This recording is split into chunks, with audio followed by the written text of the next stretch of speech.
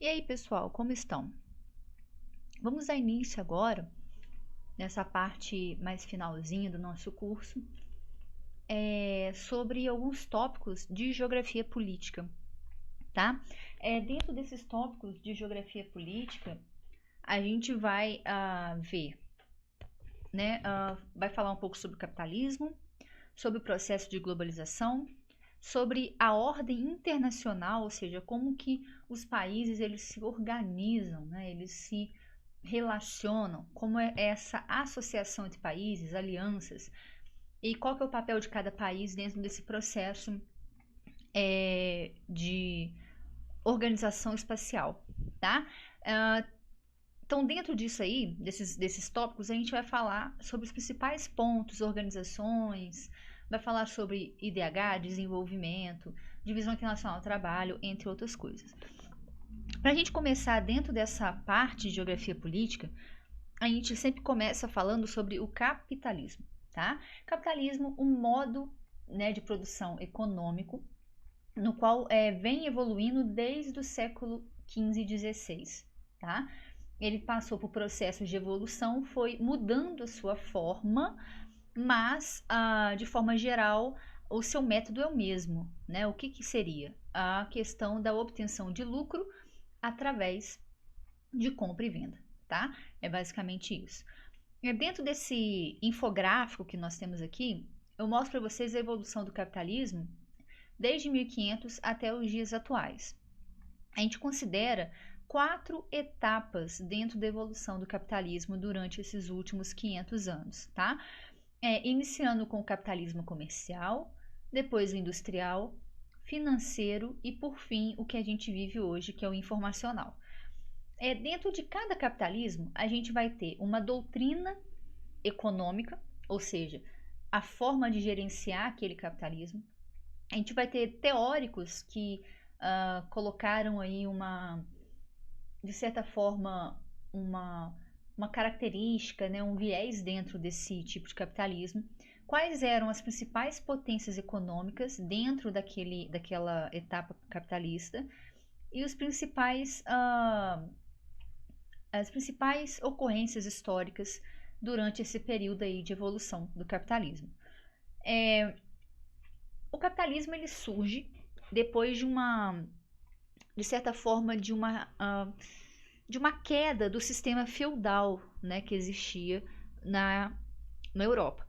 Esse sistema feudal ele colocava normalmente uma centralização, né, sobre o rei. Esse rei taxava a população que vivia em torno do seu reino e vivia da produção dessas pessoas. E as pessoas, réis mortais, né, camponeses, vivia com o excedente, o que sobrava daquilo que eles produziam. Só que existia em torno desse feudo o que a gente chama de burgo, né? Era uma área comercial. Essa área comercial, ela não era influenciada diretamente pelo rei, né, pelo feudo em si. Então, nessas regiões, tinha a instalação de muitas pessoas transeuntes, né, aqueles que estavam de passagem, muitos artesãos vendendo o seu próprio produto. Com a grande circulação de comércio entre a Europa e a região do Mediterrâneo, ali, né, a parte mais Oriente Médio, foi possível um crescimento desse burgo a ponto dele ser mais valorizado do que o próprio feudo. E a partir daí as pessoas tentarem buscar, de certa forma, uma oportunidade a viver nesses burgos. Os primeiros grandes capitalistas foram os artesãos. Eles começaram a criar áreas, né, começaram a produzir mais, a acumular riquezas e a partir daí a criar mais meios de produção para conseguir produzir cada vez mais produtos. E para ele produzir mais ainda, ele precisava de ajudantes ou pessoas que lá no final daquele mês ou daquele turno ele pagaria pelo seu serviço, o que a gente chama de salário. Então, lá em 1500 a gente começa a ver o que a gente chama de pré-capitalismo ou capitalismo comercial, um capitalismo primitivo, tá? Quando começa o modo econômico, o modo de produção econômica começa a ter o que a gente chama de trabalhadores, patrão, meio de produção para gerar lucro, tá? Dentro desse capitalismo comercial, a gente vai ter uma doutrina econômica chamada mercantilismo. E aqui ele fala com a gente, ó, vai surgir com estados nacionais absolutistas e vigorou durante o capitalismo comercial. Estados nacionais absolutistas, a gente tem aí, por exemplo, a França, né, que foi onde teve Revolução Burguesa, onde a gente vai ter aí um dos primeiros, as primeiras regiões da Europa onde vai existir esse capitalismo comercial. Os adeptos dessa doutrina, ou seja, mercantilista, defendiam o protecionismo, ou seja, a proteção sobre os seus produtos, e a intervenção do Estado na economia. Ou seja, aqueles grandes artesãos, comerciantes, eles tinham um acordo com os estados absolutistas, tá? Então, por exemplo, ele precisava de mais materiais, mais matérias-primas, o Estado ele criava artifícios e criava aí rotas para conseguir essas matérias-primas. Muito comum, por exemplo, a questão das grandes navegações, que foi um acordo entre absolutistas e comerciantes para gerar maior matéria-prima e para conseguir manter aí mais lucro, tá?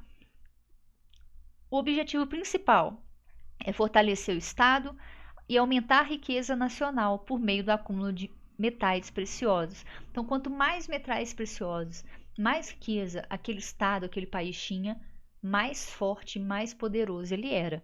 Isso era dentro da doutrina mercantilista. Hoje em dia não quer dizer nada, né?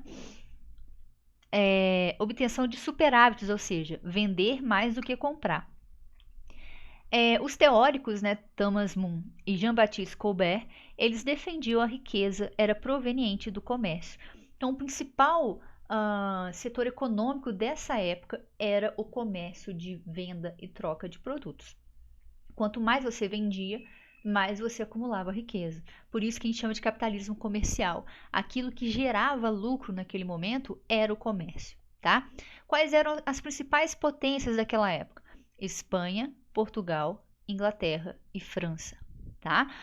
Dentro desse período aqui, que vai de 1500 a 1700, a gente vê aí o auge da Revolução Comercial, tá? A gente vai ter as grandes navegações, a expansão marítima europeia sobre as colônias, até que chega num ponto em que essa nova produção econômica, né, essa nova produção capitalista que visa lucro e acúmulo de riquezas, foi tão bem sucedida e tão forte que os europeus tinham tempo para, né, ter pessoas que pudessem pesquisar para inovar e melhorar a sua produtividade. A partir daí, a gente começa a entrar em uma outra etapa do capitalismo, que a gente chama de capitalismo industrial, tá? Nesse capitalismo industrial, vai mudar bastante a forma de obter lucro e vai mudar bastante a doutrina econômica, tá? É nesse período que a gente começa a ter uma doutrina econômica muito falada hoje em dia, que a gente chama de liberalismo, tá? Ele fala aqui, ó, que os adeptos da doutrina, né, do liberalismo, eles eram contra o absolutismo e o mercantilismo. O que eles queriam? Eles queriam defender uma democracia, ou seja, o povo, né, aonde tivesse uma interdependência de três poderes, judiciário, legislativo e executivo, e a liberdade do indivíduo. E na economia, o direito à propriedade individual, à livre iniciativa e à concorrência. Ou seja, eles eram contrários a qualquer intervenção do Estado. A pessoa tinha direitos individuais, ela podia fazer o que ela quisesse, como bem entendesse, porque defendia a democracia e a interdependência dos três poderes. Eles não queriam nenhuma intervenção do Estado na economia e na vida das pessoas, tá? Eles eram favoráveis à livre ação das forças do mercado, ou seja, quem ajustaria a economia? O próprio mercado, tá? O que mostra hoje em dia que isso não é certo, mas naquela época para eles era uma coisa inovadora, tá? E para os teóricos, a riqueza ela era gerada pela indústria. Então agora vai mudar um pouquinho. Enquanto que o lucro vinha da circulação de materiais, agora o lucro vem da produção em massa.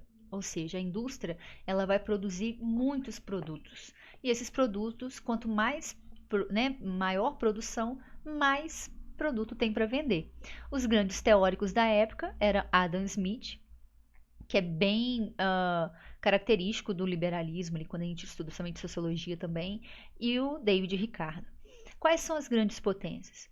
Aqui, um pouquinho diferente, né, a bandeira, porque aqui é a bandeira da Inglaterra, aqui já é a junção da bandeira da Inglaterra, da Escócia e da Irlanda. Então aqui a gente tem o Reino Unido, tá? Então potências industriais, as grandes potências do capitalismo industrial era Reino Unido, Estados Unidos, França, Alemanha e Japão. Nesse período a gente vai ter a ocupação da África através do imperialismo europeu sobre as áreas africanas, tá?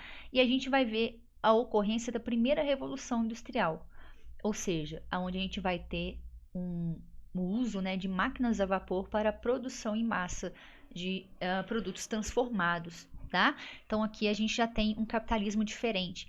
Esse aqui é o capitalismo tradicional, é aquele que vai, através da produção, criar lucro para o patrão, tá? Então o patrão ele é o dono dos meios de produção, ele é o dono das máquinas. Ele vai ter trabalhadores que com a sua força de trabalho vai manter essas máquinas funcionando e ele vai ganhar lucro pela produção que ele faz e pelo trabalhador que trabalha, tá? Então aqui a gente tem o capitalismo industrial. Lembrando que não quer dizer que deixou de existir o comércio, claro que não. É uma evolução, né? Ele ainda existia o comércio, só que agora você tinha uma evolução dentro desse sistema capitalismo. Você tinha uma novo setor econômico que era a indústria, tá? Passando-se aí um grande tempo, né? Isso em 1750, então passando-se aí um século, a gente começa a ter outras características. A gente vai ter aí o que a gente chama de capitalismo financeiro. Esse capitalismo financeiro, ele vem característico aí da criação de bancos. Por quê? O cara, dono da indústria, estava com tanto dinheiro que ele não tinha nem aonde guardar, né? Mais ou menos isso, de forma bem grossa, né? Então, a criação de bancos veio como uma forma de manter, né, a organização monetária desses grandes industriários, tá? Durante esse capitalismo financeiro, percebeu-se o seguinte, e aqui a gente pode ver que ele começa a partir de 1850, tá? Só que a gente vai ver um capitalismo financeiro aparecendo mais próximo de 1900 aqui. Nesse período ainda existia a partilha de colônias africanas e asiáticas no imperialismo. A gente começou a ter a segunda onda de revolução industrial. A partir de agora, nesse momento, nós tínhamos a eletricidade como energia de propulsão para a produção em massa, tá? Neste momento, a grande potência já era os Estados Unidos, porque aqui a gente vê em ordem, né, de importância, então era Estados Unidos, Alemanha, Japão, Reino Unido e França. Não mudou muito do capitalismo industrial, porém mudou só a posição, tá, dos países. Enquanto que no capitalismo industrial a Inglaterra, o Reino Unido, ele era realmente a maior potência, já aqui no financeiro, na segunda revolução industrial, os Estados Unidos já tinha passado. Nesse período do capitalismo financeiro, mudou-se também a doutrina econômica. A doutrina econômica era chamada de keynesianismo. Esse pensamento econômico, ele era contra aquela visão do liberalismo onde não podia ter nenhuma intervenção do Estado. Ele falava que o suposto equilíbrio espontâneo do mercado não existia, tá? E aí eles defendiam uma intervenção do Estado para que evitasse crises de superprodução. Como assim? Aqui, ó, no capitalismo industrial, qual que era a geração de riqueza? Era o quê? Era a produção. Então, nesse período aqui, entre o liberalismo, né, até 1850, 1900, a produção em massa era aquilo mais prioritário que existia. Só que tem um problema, a produção em massa, ela exige uma venda em massa, ela exige uma compra em massa. E se as pessoas não compram, os grandes industriários não vendem. Então a gente vai ter uma superprodução, mais produtos do que pessoas para comprar. Então eles perceberam o seguinte, os keynesianistas, né, e aí vem dentro da teoria de John Keynes, né, um livro bem grosso, aliás, para ler, ele explica o seguinte: para poder evitar essa superprodução, ou seja, as indústrias produzirem mais do que realmente tem gente para comprar, é importante ter uma intervenção do Estado para que o Estado regulasse, falasse assim, ó, vamos dar uma parada porque não tá tendo superprodução, senão vai ter uma crise, tá? Como a que aconteceu em 29. A 29 foi uma crise do liberalismo. Então, a crise de 29, da quebra da Bolsa de Valores, foi de certa forma, uma superprodução industrial que acarretou uma crise financeira gigantesca, tá? Teve repercussões no Brasil, né? Então, assim, mostra pra gente uma crise do liberalismo e mostra que não tem como não haver a intervenção do Estado. Então, a partir daí, eles propunham um aumento dos gastos públicos, ou seja, um aumento de impostos sobre a população, como mecanismo para estimular o crescimento econômico e a geração de empregos. Então, nesse período, vai surgir um capitalismo do bem-estar social, tá? O capitalismo que ele prevê um assistencialismo, tá? Enquanto que no liberalismo você está a Deus dará, no keynesianismo, a pessoa que não tem condições, ela vai ter o suporte do Estado para conseguir sobreviver a esse capitalismo. Muito preconizado, principalmente aí em sociedades capitalistas que preveem um assistencialismo estatal, como por exemplo países escandinavos, o Brasil durante o governo Lula, que muita gente achava que era socialista, mas não era um governo capitalista keynesianista, porque ele previa a intervenção do Estado e o bem-estar social da população, tá? Isso aqui sobreviveu a mais ou menos ali até metade, né, da década de 50, onde surgiu a partir de então o que a gente chama de globalização, tá? Essa globalização vai criar uma integração entre países de uma forma nunca imaginada, tá? Essa globalização ela vai surgir principalmente depois da Segunda Guerra, onde a gente vai ter um período, entre aspas, estável, como eu digo, entre aspas, estável, que não houve guerra direta, né, mas teve alguns conflitos. A gente vai ter uma terceira revolução industrial, ou uma revolução técnico-científica, ou seja, a gente vai ter o aprimoramento agora dos produtos e das máquinas industriais dentro da tecnologia, ou seja, é a ciência entrando na produção, é a ciência moderna entrando na produção e na industrialização. A partir daí, a gente começa a ter uma nova doutrina econômica, que a gente chama de neoliberalismo, tá? O pessoal, né, os teóricos voltados a essa doutrina, gostavam muito daquela doutrina do liberalismo lá na indústria, né, lá no capitalismo industrial. Só que o que eles acreditavam? Eles não queriam crer em regulação espontânea do sistema, tá? Ou seja, no neoliberalismo não vai ser totalmente sem o Estado, mas a intervenção vai ser mínima, tá?